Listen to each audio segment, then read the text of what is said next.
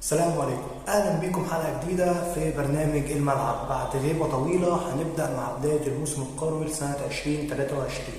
اول مباراه النهارده هنقعد نتكلم فيها ونحللها ونشوف الحاجات الايجابيات والسلبيات لكل فريق. هنبدا بمباراه ريال مدريد واتلتيكو بلباو في الليجا في الجوله الاولى، واللي انتهت بنتيجه 2-0 لريال مدريد في ارض السان ماميس ارض اتلتيكو بلباو. اول حاجه الماتش مش سهل، الماتش ما كانش بالسهوله اللي جمهور ريال مدريد او فرقه ريال مدريد ممكن تكون فاكراها. ملعب السان ماميس وفريق اتلتيكو بلباو من الفرق الغلسه قوي اللي بتعرف تطلع بثلاث نقط وبتطلع بنقطه وبتعرف ما تريحكش سواء في ارضها او بره ارضها. بس في ارضها بيبقى الموضوع اصعب، الملعب بيبقى صغير، الفرقه بتلعب مفيش تقدم هجومي خالص، بيقابلوا اللعب طول ال 90 دقيقة. ريال مدريد كأداء ما عملش مجهود قوي، ما تعبش قوي زي ما بقية الفرق الليجا لما بتلعب بالباو، لأن بالباو مثلا من الفرق اللي الريتم بتاعها تصاعدي، ممكن تبدأ أول ماتش مش كويسة، تاني ماتش بس صعوبتها لو قابلتها في نص الموسم أو في آخر الموسم يبقى أصل الليفل اللي هم عايزينه، خصوصا لما يبقى المدرب بتاعه برناستو فالفيردي متمكن ومتمرس قوي في ماتشات الليجا خصوصا مع بالباو. هو كان معاهم في النسخة الأولى من 5 سنين ولما رجع لهم الموسم اللي فات.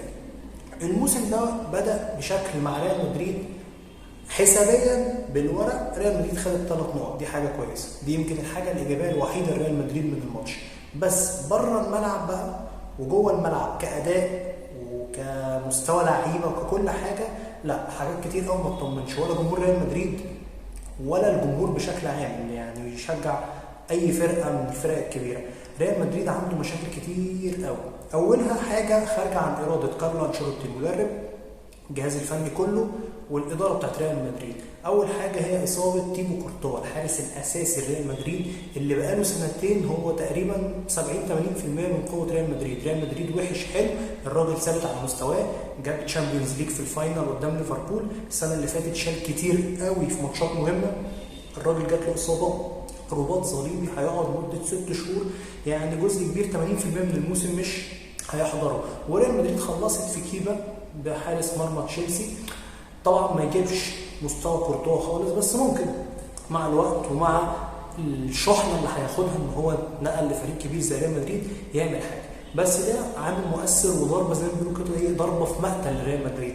تاني حاجه زاد عليهم الموضوع في نص الماتش لما ميليتاو اتصاب وبرضه اصاب الرباط الصليبي، كده ريال مدريد بقى عنده الحارس الاساسي السنتر باك الاساسي الاثنين مش موجودين، ودي حاجه صعبه خصوصا ان ريال مدريد الميركاتو بتاعه ما كانش قوي. ريال مدريد خلص في خوسلو المهاجم بتاع اسبانيول، وطبعا ده مش بديل لكريم بنزيما، مش بديل كفر، وخلص في جود بينجهام. يمكن دي احسن صفقه حصلت بالنسبه لنا عملها ريال مدريد في اخر 3-4 سنين، يمكن دي احسن صفقه فعلا تقيله ممكن نقول عليها بعد صفقات كريستيانو وكارسبيل والناس دي.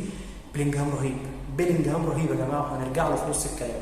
فدي اول اصابه او اول مثلا ضربه كده، ايه زي ما بيقولوا الاصابات اللي هو ميليتاو وكورتوا، ودي حاجه خارجه عن اراده المدرب كارلو انشيلوتي وعن الاداره. ولو ان الاداره برضه عليها لوم، لان انت المفروض تكون مأمن نفسك. الحارس انت مالكش يد فيه، الحارس لو اتصاب فعلا ايا كان الحارس البديل، ايا كان الحارس اللي قاعد على الدكه او اللي انت هتشتريه مش هيبقى في نفس مستوى الحارس الاساسي بتاعك. بس المدافعين انت بقالك سنتين منصم نفسك بديفيد الابا وميليتو ويلعب معاهم ناتشو، واشتريت السنه اللي فاتت روديجير من تشيلسي، مش دول السنتر باكات اللي يعتمد عليهم ريال مدريد. من كام سنه كان في سيرجيو راموس، كان في بيبي، كان في فاران، ناس تقيله والاحتياطي بتاعهم ناس تعرف تمشي الدنيا شويه.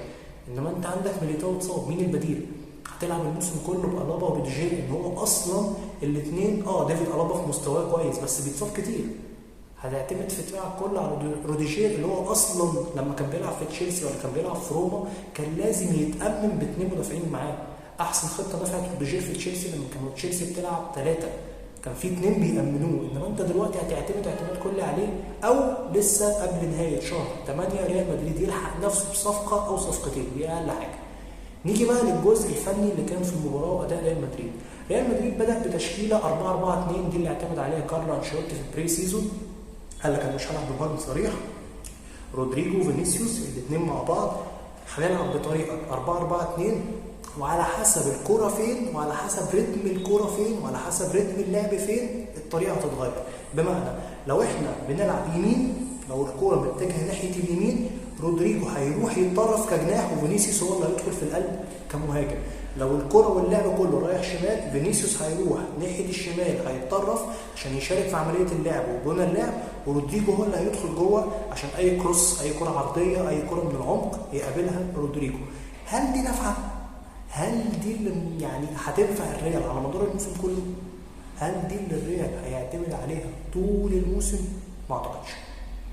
وبانت في البري سيزون وبانت في الماتش بتاع اتلتيكو بالباو. انت كسبت زي ما احنا قلنا، النتيجه ايه؟ انك كسبت، جاي ب 2-0 وطالع بكلين شيت. ادائك ما كانش وحش قوي بس ما كانش حلو، بس ما كانش يطمن. نص الملعب انت عامل زحمه في نص الملعب بس، وبعدين عندك مودريتش، بلينجهام، كامافينجا، تشاوميني، فالفيردي، كروس وناس تقيله، عامل ميكس ما بين المستقبل والخبره. بس عندك نقط ضعف كتير في الهجوم. هل فينيسيوس ورودريجو ينفعوا يبقوا مهاجمين؟ هل الطريقه ديت مريحه فينيسيوس؟ طب مريحه رودريجو؟ دول ناس يعني اتوهجوا وظهروا قوي لما كان معاهم مهاجم بيسندوا عليه. فينيسيوس كانت ميزته ان بنزيما بينزل ويسحب معاه اللعيبه وهو يدخل يعمل يرقص واحد، يرقص اتنين، يكسر ويشوط كده. رودريجو نفس الكلام، دي كانت الميزه بتاعتهم. هم ناس بتحب تريح على المهاجم اللي معاهم، تسند على المهاجم اللي معاهم، انما انت ما ترميش العبء عليه، ما تخلوهوش هو المهاجم، ما تخلوهوش هو اللي يروح بوشه على الجول. فينيسيوس بيحب يروح بوشه على الجول بس لما يكون حد ساند معاه. بنزيما كان بينزل وهو يدخل، كان ياخد اللاين ويلعب، كان بيلعب الحركات بتاعته بتاعت البرازيليين دي. فالخطه مش نافعه، انا شايف ان الخطه مش نافعه. لازم مهاجم، حتى لو مهاجم متوسط، حتى لو مهاجم تلصيمه لحد ما الموسم يخلص، بس ما ينفعش تلعب 4-4-2، خصوصا ان نص الملعب اللي معاك انت كده، انت بالمنظر ده بتعتمد على بلينجهام بس. مودريتش عمره ما هيأدي لك حته ان هو لما بلينجهام يروح مكانه يدخل هو كمهاجم. وعملتها من سنتين قدام برشلونه في سانتياغو، خسرت 4-0.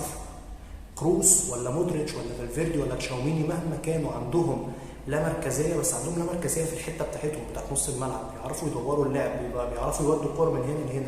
انما واحد فيهم تديله ادوار ان فينيسيوس يفتح ورودريجو يفتح ومطلوب منك انت تيجي من ورا لقدام، لا مش بتاعته، عمرها ما كانت بتاعته ولا عمره هيبقى متمكن منها.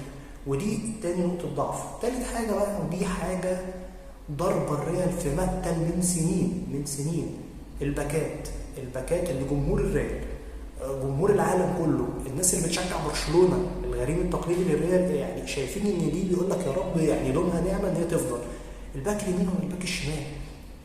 لا لا لا لا، ما ينفعش تقول باكات ريال مدريد. كارفاخال ده ما ينفعش يبقى باك ريال مدريد، خلاص جاب اخره الراجل ده، اتعصر الراجل ده. بالنسبه لي كان اخره 2016 وشكرا. الراجل ده بيلعب ليه لحد دلوقتي؟ ريال مدريد ما جابتش باك يمين ليه لحد دلوقتي؟ ريال مدريد ما جابتش باك شمال ليه لحد دلوقتي؟ هتقضيها شويه بكامافينجا، شويه بناتشو، شويه بمندي، الثلاثه مش كويسين. كامافينجا عمل اللي عليه السنه اللي فاتت بس، وبعدين لا، نقطه ضعف كبيره. اي حد عايز يجيب جون في ريال مدريد هيعرف يضرب الحته اليمين او الحته الشمال من ورا الباكات. كارفاخال ومندي دفاعيا وحشين، ولما بيتقدموا في الهجوم الرده بتاعتهم بتبقى زي الزفت. طب هتجيب تشاوميني يغطي مكان واحد، هيتلعب على الناحيه الثانيه. طب هتجيب فالفيردي يغطي مكان واحد، طب ما انت كده القلب عندك بقى فاضي، يبقى هتتضرب من القلب. الباكين من الركائز الاساسيه اي فرقه ان لازم يبقى عندك باك يمين قوي، باك شمال قوي، على الاقل باك يمين قوي يا عم والعب بثلاثه وخلي الشمال يروح، او باك شمال قوي والعب بثلاثه وخلي اليمين يروح، زي ما فرق العالم كلها اغلبيتها بتعمل كده دلوقتي. ليفربول ارنولد بقى بينزل نص ملعب وفي كوناتي بيغطي في ظهره، انما دول لا، دول هجوم ولا دفاع. نقطه ضعف تضرب ريال مدريد قدام اي فرقه في الليجا، مش هقول لك بقى بايرن والسيتي والفرق التقيله اللي هيقابلوهم في دوري الابطال، لا لا لا، اي فرقه بتعرف تلعب شويه عقل وعرفت تلعب على نقط ضعف ريال مدريد هتقول لك لا، انا اضرب باليمين واضرب بالشمال. لازم ريال مدريد يجيب مهاجم، لازم ريال مدريد يجيب باك يمين، لازم ريال مدريد يجيب باك شمال، لازم ريال مدريد يجيب مساك. كل دي حاجات ريال مدريد لو ما لحقهاش هيبقى موسم كارثي على ريال مدريد، اداء ونتيجه. اخر حاجه بقى عايز اتكلم فيها، بما ان الموضوع كله كان سلبيات، نتكلم في اكتر ايجابيه عجبت الناس كلها. بلينجهام رهيب يا جماعه، بلينجهام لعيب كوره رهيب، حريف، يعني مستوي بطريقه يعني بدري قوي على اللي هو بيعمله ده. الاداء والعقليه والتمركز وحطت الكوره الجون الثاني اللي حطه ده، والطريقه وان هو يدور اللعب، وان هو يبقى عارف ان هو في منظومه كبيره زي ريال مدريد وضغط وبيلعب وجمهور ومش عارف ايه، وبيلعب بسلاسه كأنه بيلعب في الاكاديميه. اكنه لسه طالع من الناشئين وخد يا ابني متع نفسك، لا عنده عقليه نجم سابق سنه بكتير قوي. جميل. بلينجهام لعيب قوي، لعيب قوي هيفيد ريال مدريد في المستقبل لو فضل بالمستوى ده من غير اصابات، من غير تذبذب في المستوى. انا اعتقد بلينجهام هينافس على البالون دور خلال 3-4 سنين جايين. يعني بلينجهام دخل في حته كده في لعيبه في سنه لسه ما وصلتلهاش، هيسبق ناس كتير قوي قوي قوي لو فضل في الاداء ده. دي الايجابيه الوحيده اللي ريال مدريد عملها في الموسم ده لحد دلوقتي، او الايجابيه الوحيده اللي ريال مدريد طلع منها من الموسم ده او من المباراه دي لحد دلوقتي. فهنشوف هل انشيلوتي هيتصرف، هل بيريز هيتصرف، بما ان صفقه امبابي شكلها كده اتضربت مفك وباريس هيجدد له.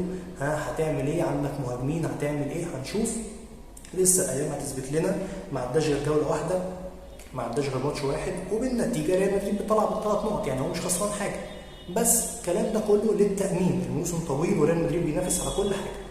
ريال مدريد من الفرق طالما دخل البطوله يبقى هي مرشحه اول ان هي تاخدها. بس ده كان كلامنا على ماتش ريال مدريد واتلتيكو بالباو. طبعا اغلب الماتش واغلب الكلام كان على ريال مدريد. بالباو مفيش كلام كتير نتكلمه غير شويه اللي قلناهم في الاول دول، وهنشوف ريال مدريد هيعمل ايه على مدار الموسم اللي جاي. ما تنساش تعمل لايك وسبسكرايب، وان شاء الله نتقابل في فيديوهات تانية قريب. مع السلامه.